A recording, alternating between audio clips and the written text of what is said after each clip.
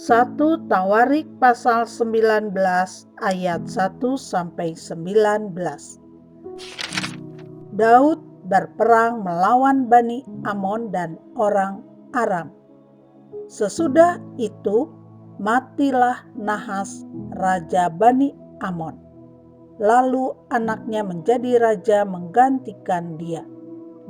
Lalu berkatalah Daud, "Aku akan menunjukkan persahabatan kepada Hanun bin Nahas, sebab ayahnya telah menunjukkan persahabatan kepadaku."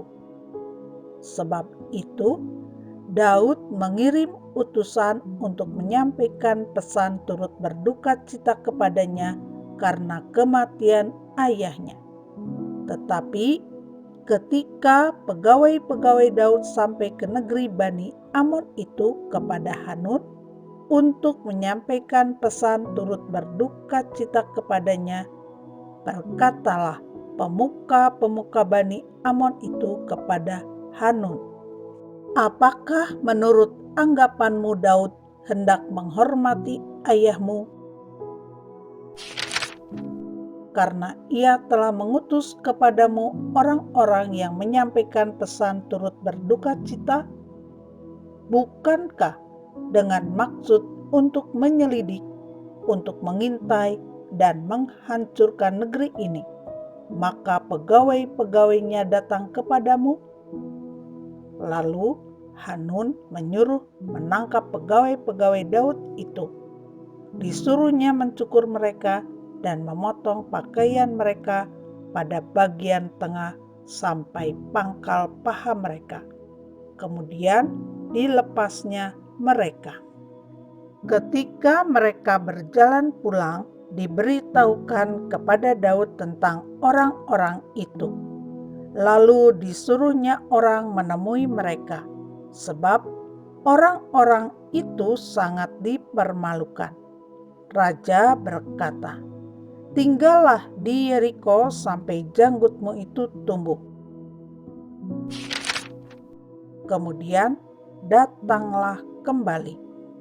Setelah dilihat Bani Amon bahwa mereka telah membuat dirinya dibenci oleh Daud, maka Hanun dan Bani Amon itu mengirim 1.000 talenta perak untuk menyewa kereta dan orang-orang berkuda dari Aram Mesopotamia, dari Aram Maaka, dan dari Aram Zoba.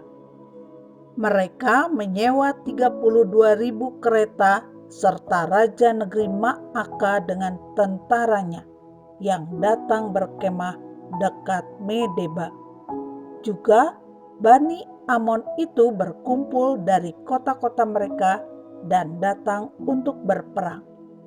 Ketika Daud mendengar hal itu, disuruhnyalah Yoab maju dengan segenap tentara dan pahlawan. Lalu Bani Amon maju. Diaturnya barisan perangnya di depan pintu kota. Sedang raja-raja yang ikut datang ada tersendiri di padang. Ketika Yoab melihat bahwa serangan itu mengancam dia dari depan dan dari belakang, maka dipilihnyalah sebagian dari orang pilihan Israel. Lalu ia mengatur barisan mereka berhadapan dengan orang Aram itu. Selebihnya dari rakyat itu ditempatkannya di bawah pimpinan Abisai adiknya, dan mereka mengatur barisannya berhadapan dengan Bani Amon itu. Lalu berkatalah Yoab, "Jika orang Aram itu lebih kuat daripadaku, maka haruslah engkau menolong aku. Tetapi jika Bani Amon itu lebih kuat daripadamu, maka aku akan menolong engkau. Kuatkanlah hatimu, dan marilah kita menguatkan hati untuk bangsa kita dan untuk kota-kota Allah kita. Tuhan kiranya melakukan yang baik di matanya." Lalu Yoab dan tentara yang bersama-sama dengan dia maju menghadapi orang Aram itu untuk berperang, dan orang-orang itu melarikan diri dari hadapannya. Ketika Bani Amon melihat bahwa orang Aram sudah melarikan diri, maka mereka pun larilah dari hadapan Abisai adik Yoab dan masuk ke dalam kota. Sesudah itu Yoab pulang ke Yerusalem. Ketika orang Aram melihat bahwa mereka telah terpukul kalah oleh orang Israel, maka mereka mengirim utusan-utusan dan menyuruh orang Aram yang di seberang sungai Efrat maju berperang di bawah pimpinan Sofak, panglima tentara Hadadezer. Setelah hal itu diberitahukan kepada Daud, maka dikumpulkannya seluruh orang Israel, diseberanginya sungai Yordan, lalu sampai ke dekat mereka, dan diaturnya barisannya melawan mereka. Ketika Daud mengatur barisannya berhadapan dengan orang Aram itu untuk berperang, maka mereka bertempur melawan dia. Tetapi orang Aram itu lari dari hadapan orang Israel, dan Daud membunuh dari orang Aram itu 7.000 ekor kuda kereta dan 40.000 orang pasukan berjalan kaki.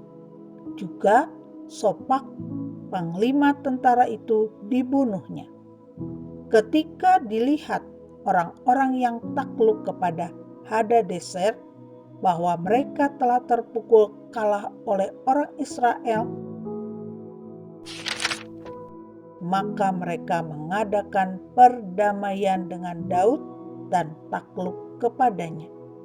Sesudah itu, orang Aram tidak mau lagi memberi pertolongan kepada Bani Amon.